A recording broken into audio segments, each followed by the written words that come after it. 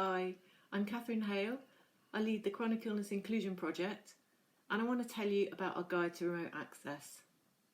In collaboration with the Human Rights and Equalities Network, we produced research among our peers about our experiences of using video conferencing as a way of including disabled people in areas of life such as employment, higher education, and political and civic engagement. We're talking about technologies like Zoom that we've all become familiar with since the lockdown. And we're thinking ahead to when face-to-face meetings and events resume, and those of us who are going to remain housebound because of our impairment or disability will find ourselves excluded once again.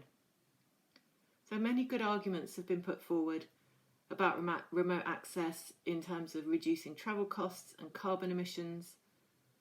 But crucially, remote access is about disability equality.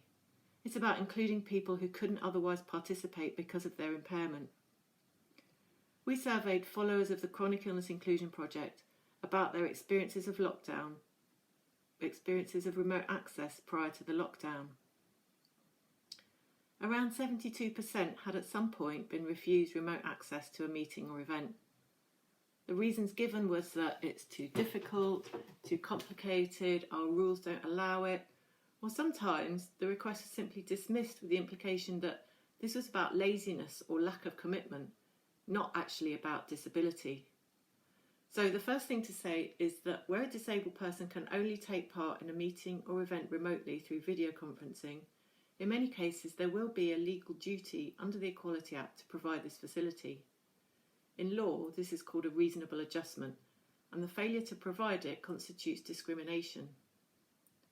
For our respondents who had used remote access, we wanted to find out how inclusive their experience was and how well they were able to participate.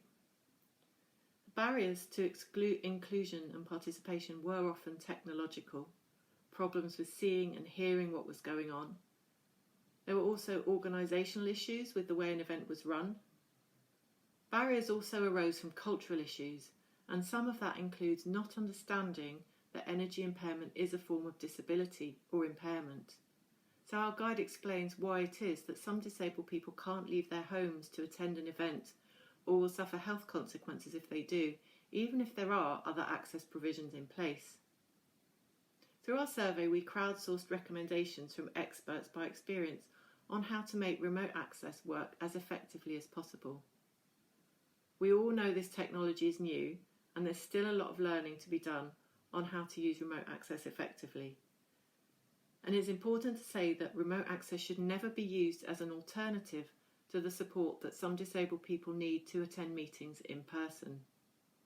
But we hope this is going to be the start of a culture change. Certainly, it's now become much harder to claim that it's too difficult or complicated a thing to do. So thinking and planning for it in advance is as important as making sure your venue is wheelchair accessible or providing other forms of communication support. We hope you find this guide useful, and please do give us your feedback. Thank you for watching.